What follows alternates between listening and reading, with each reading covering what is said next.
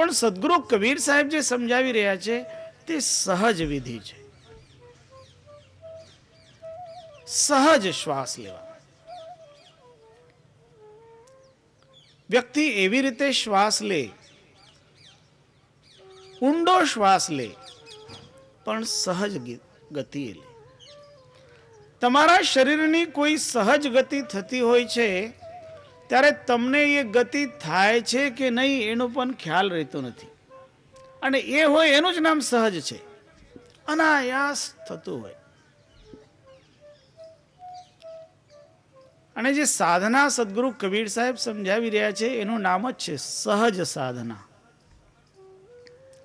સમાધિનું નામ પણ છે સહજ સમાધિ. એવી સમાધિ જે હાલતા ચાલતા ડોલતા તમારી કાયમ રહી શકે એવી. પણ દુનિયામાં જે સહજ છે એ સહજને સિદ્ધ કરવું સૌથી અઘરું છે. કારણ માનવીનું મન અઘરું કરવામાં જલ્દી લાગી જાય અને સહજને એટલો પ્રાપ્ત કરવામાં રસ લેતો નથી. પણ જેને એ સહજ બની જાય, જે વ્યક્તિ મનને નિયંત્રિત કરવાનું સહજમાં કરી લે, એના માટે પછી દુષ્કર એવું કઈ રહેતું નથી. અને એટલે જે સહજ સ્થિતિ છે એ સર્વશ્રેષ્ઠ ગણવામાં આવી છે. શાસ્ત્રોમાં પણ કહ્યું છે ઉત્તમા સહજાવસ્થા. સહજાવસ્થા તે ઉત્તમ છે. મધ્યમાં ધ્યાન ધારણા. સહજાવસ્થા સર્વશ્રેષ્ઠ. અને જે સહજ અવસ્થામાં રહેતા હોય એ એવા કે એમનું ચિત્ત બીજે ક્યાંય જતું નથી. જે સદવૃત્તિ છે એ સદવૃત્તિમાં જ સ્થિર હોય. અને એટલા માટે જેનું મન પંગુ થઈ ગયું એવા શબ્દો આપણે કાલે એનું ઉચ્ચારણ કર્યું હતું. મનઃ પંગુર ભવેદ્યસ્ય. જેનું મન પંગુ થયું અર્થાત જેના મનના પગ ભાંગી ગયા એટલે હવે ક્યાંય દોડતો નથી. એનો અર્થ છે જ્યારે મન દોડે નહીં ત્યારે એ મનને અમન કહેવાય છે. મન અમન થયું. અને અમન થયું એનું નામ જ છે મન મરી ગયું.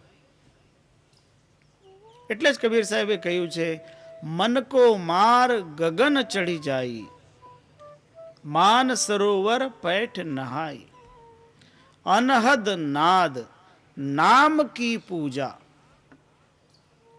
બ્રહ્મ વૈરાગ્ય દેવ નહીં દૂજા. જ્ઞાન ગુદડીમાં સદગુરુએ આપેલો ઉપદેશ છે. તો જ્યારે મન શાંત થયું તો મન મરી ગયું. કારણ એનો સ્વભાવ ખતમ. તો પછી એ રહે ક્યાં? અગ્નિનો સ્વભાવ છે ઉષ્ણતા. તમે અગ્નિમાંથી ઉષ્ણતા કાઢી નાખો પછી અગ્નિ રહે ખરું? એનો સ્વભાવ છે. તો એવી રીતે જે ચંચલતા મનનો સ્વભાવ છે એ ચંચલતા મટી ગઈ એટલે મન અમન થઈ ગયું. અને સાધનાના મૂળમાં મનની અમન અવસ્થા થવી એ જરૂરી છે. અને એ જે મનની અમન અવસ્થા છે એ મનને શૂન્ય કરવા જેવું છે. અને જ્યારે મન શૂન્યાવસ્થાને પ્રાપ્ત થયું અર્થાત બધા જ વિચારો શાંત થયા, સંકલ્પો બધા શાંત થયા, ત્યારે સહજ શાંતિ છે. શાંતિને ગોતવા માટે ક્યાંય જવાની જરૂર હોતી નથી. એક વ્યક્તિનું મન અશાંત હશે તો એ ગમે ત્યાં જાય એ અશાંતિ લઈને જશે. અને જેનું મન શાંત હોય એ ગમે ત્યાં રહે, એની શાંતિ એની સાથે હશે. જરૂરી નહીં કે એક વ્યક્તિ સાધુ સંન્યાસીનો વેશ ધારણ કરે તો એ શાંત થઈ જાય. અમે ઘણા એવા સંતોને, સાધુઓને વેશધારીને જોયા છે જે અત્યંત અશાંત હોય છે, અત્યંત ચંચલ હોય છે. અને ઘણા એવા ગ્રહસ્થ અવસ્થામાં રહેતા હોય એવાને જોયા છે, એ બિલકુલ શાંત હોય છે. કોઈ ઘરનો ત્યાગ કરે એનાથી જ કોઈ શાંત નથી થતો અથવા સંત નથી થતો. ઘરમાં રહીને પણ કોઈ સંત બની શકે છે, અને વનમાં જઈને પણ કોઈ અશાંત રહી શકે છે. બહુ સુંદર વાત કહેવામાં આવી છે, વનેપી દોષાઃ પ્રભવંતી રાગિનામ. જેના મનમાં રાગ છે, જેના મનમાં આસક્તિ છે, એ વનમાં રહે તો બી એના દોષો સાથે હશે, અને ત્યાં પણ એ પ્રપંચને ઊભો કરશે. ગૃહેપી પંચેન્દ્રિય નિગ્રહ તપ. કોઈ ઘરમાં રહે અને પોતાના ઇન્દ્રિયો ઉપર સંયમ કરે તો ઘરમાં રહીને પણ એ તપ કરે છે. કારણ ઇન્દ્રિયોનો સંયમ કરવું એ તપ છે. અકુત્સિતે કર્મણ્ય પ્રવર્તતે. જે એવા કર્મ કરે જે શુભ હોય, અકુત્સિત, કુત્સિત અર્થાત ખરાબ, જે ખરાબ નથી એવા કર્મ કરે, શુભ કર્મ કરે. નિરંતર સત્કાર્યોમાં રુચિ રાખે, નિરંતર કોઈનું ભલું થાય એના માટે તત્પર રહે. અકુત્સિતે કર્મણ્ય પ્રવર્તતે નિવૃત્ત રાગસ્ય ગૃહમ તપોવનમ. એવા જે નિવૃત્ત રાગ થયા, જેણે બધી આસક્તિનો ત્યાગ કર્યો, એ વ્યક્તિ જે ઘરમાં રહેતો હોય એ ઘર જ એનું તપોવન બની જતું હોય. તપોવનમાં જઈને તપ કરનારા ઘણા સાથે પ્રપંચ લઈને જતા હોય. એટલે ઘણી વખત એવું થાય, આપણે કોઈ વ્યક્તિના ઘરે જઈએ, એના ઘરમાં બેસીએ તો આપણને એનું ઘર સારું લાગે, એના ઘરમાં આપણને શાંતિનો અનુભવ થાય. અને કોઈ કોઈ વ્યક્તિના ઘરે જઈએ તો ઘરે જાતાની સાથે અશાંતિ લાગે. કારણ એ ઘરમાં જે વ્યક્તિઓ રહેતા હોય એ વ્યક્તિઓના શરીરમાંથી જે વિકેન્દ્રિત તત્વો નીકળતા હોય, જે વાઇબ્રેશન નીકળતું હોય, એના કારણે એ ઘરનું વાતાવરણ શાંત અશાંત બનતું હોય છે. અમારા એક મહાત્મા અમારી સાથે યાત્રામાં નીકળે, કોઈના ઘરે જાય તો એનો એ સ્વભાવ હતો. એ જેના ઘરમાં જાય, જેના ઘરે ઉતારો હોય કે બેસવાનું હોય થોડી વાર, તો એના ખૂણે જાય ઘરમાં ને ઊંડો શ્વાસ લે. પછી બીજા ખૂણે જાય ને ત્યાંથી ઊંડો શ્વાસ લે. ચારે ખૂણા ફરીને ઊંડો શ્વાસ લઈને વચ્ચે ઊભો રહે, પછી ઊંડા શ્વાસ લે. તો એક વખત એક ઘરવાળા ભાઈએ પૂછ્યું કે મહારાજ, એમ આમ ઊંડા શ્વાસ શું કામ લો છો?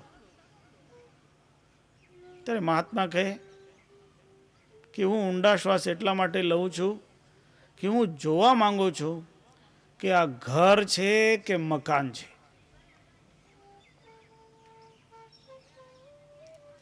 એક ઘર હોય અને એક મકાન હોય. ઘર તે હોય જ્યાં જે રહેતા હોય એ ભાવવાળા હોય. જેના ભાવ શ્રેષ્ઠ હોય એ જે ઘરમાં રહેતા હોય એ ભવન બની જાય છે. અને જેના ભાવ નથી એ મકાન બની જાય છે. મકાન એટલે જેમાં 4 ભીતો હોય ને ઉપર છાપરું હોય. 4 ભીત અને છાપરું હોય એ મકાન. અને જેમાં ભાવના સંપન્ન વ્યક્તિઓ રહેતી હોય, સદભાવયુક્ત વ્યક્તિઓ રહેતી હોય, તે ભવન. એટલે આપણા જીવનમાં ભાવનાઓથી યુક્ત જીવન, સદભાવયુક્ત જીવન જ્યારે માનવીના જીવનમાં બને તો એ ભવન થઈ જાય. અને ત્યાં સંયમી વ્યક્તિઓ રહેતા હોય તો એ તપોવન થઈ જાય. એટલે જરૂરી નહીં કે કોઈ વ્યક્તિ જંગલમાં જઈને તપ કરે.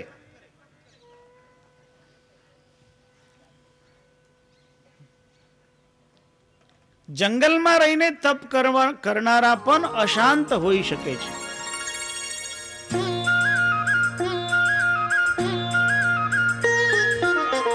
गुरु गोविंद दो खड़े काके लागो पाय. गुरु गोविंद दो खड़े काके लागो पाय. बलिहारी. એટલે આપણે આપણા ભવનને ભાવનાયુક્ત બનાવીને એ ઘરને પણ ભવન બનાવવાનું છે. એને હાઉસ બનાવો, એને વેર હાઉસ નહીં બનાવો. ઘણા લોકોનું ઘર વેર હાઉસ જેવું થાય. એટલે આપણને સદગુરુ સમજાવે છે કે આપણી ભાવનાઓને એવું બનાવવાનું છે. અને જ્યારે માનવીની ભાવનાઓ ઉત્કૃષ્ટ કોટીની હોય તો એને ક્યાંય દોડવાની જરૂર નથી હોતી. એ જ્યાં છે ત્યાં જ એ બધું મેળવી શકે છે. સાચી રીતે માનવી તો ગોતી ગોતીને હારી જાય છે. ઢૂંઢ ઢૂંઢ મેં હારા સતગુરુ મિલાન દરસ તુમ્હારા. ગોતી ગોતીને આપણે તીર્થોમાં જઈએ, આપણે અનેક મંદિરોમાં જઈએ, અનેક જગ્યાઓ ઉપર ગોતીએ, પણ અંદર જ ગડબડી હોય. કડવી તું મળી રે, તું તો હરિ ભજન કર લે. અંદર ગડબડી હોય, અંદર કડવું હોય તો બહારના ધોવાણથી કાંઈ શુદ્ધિ થતી નથી. અને અંતરની શુદ્ધિ હોય તો પછી બધે જાય ત્યાં પવિત્રતા છે.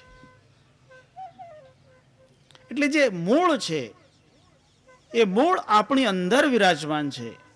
અને એ મૂળને જ આપણને સાક્ષાત કરવાનું છે, પ્રાપ્ત કરવાનું છે. એના માટે આપણે બ્રહ્મ નિરૂપણમાં એ મૂળ તત્વનો ઉપદેશ છે. અને મૂળ પકડાય ત્યારે પછી બાકી પકડવું સરળ થઈ જાય છે. અને કાયમ મૂળને સમજવા માટે થોડું ઊંડું ઉતરવું પડે છે, કારણ મૂળ કાયમ ઊંડા હોય છે. એટલે આ બ્રહ્મ નિરૂપણ પણ આપણને એ મૂળ તત્વનો ઉપદેશ આપી રહ્યો છે. સાર શબ્દમ મહદ્રૂપમ સર્વમૂલમ મનઃ પરમ. સૌનું મૂળ, દરેક સાધનાનું મૂળ પણ એ જ મન ઉપર નિયંત્રણ. મન ઉપર નિયંત્રણ ન હોય તો કોઈ સાધના ઉપયોગી બનતી નથી. એટલે પૂર્વમાં કહ્યું કે મનને આપણને પંગુ બનાવવાનું છે. મનઃ પંગુર ભવેદ્યસ્ય. જેનું મન પંગુ થઈ જાય, અર્થાત તોડીને બેસી જાય. આપણા દેશમાં તો નહીં, પણ પરદેશમાં કોઈ કોઈ વખત એવું જોવા મળે. એક દુકાનનું ઉદ્ઘાટન કરવા માટે અમે ગયા હતા. અને એ દુકાનનું ઉદ્ઘાટન કરવા માટે આ પ્રેસ્ટનની ઘટના છે. તો ત્યાંના જે મેયર હતા એ પણ આવ્યા હતા, બીજા બધા ડિગ્નિટરીઝ હાજર હતા. અને પછી બધાએ થોડું થોડું વક્તવ્ય આપ્યું. જેના દુકાનનું ઉદ્ઘાટન હતું એના ઘરવાળા બેન હતા, એ એના આગલા દિવસે પડી ગયા હતા. એનો પગ ભાંગી ગયો હતો અને પગે પ્લાસ્ટર આવ્યું હતું, અને પ્લાસ્ટરવાળા પગ સાથે એ ઉદ્ઘાટન માટે આવ્યા હતા.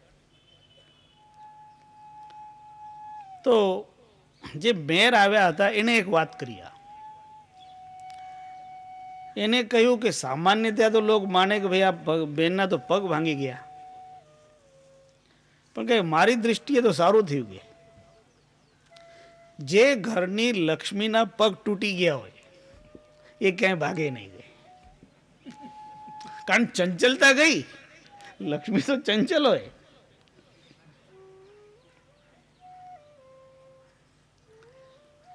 કોઈ વ્યક્તિના પગ નથી તોડવાના, આપણા મનના પગ તોડવાના છે. મના પંગોર ભવેદ્યસ્ય. જ્યારે મન ચંચલતા મૂકી દે ત્યારે એ મનને આપણે અમન કહીએ, અને એ મન દ્વારા જે સ્થિતિ પ્રાપ્ત થાય એ ઉન્મની સ્થિતિ.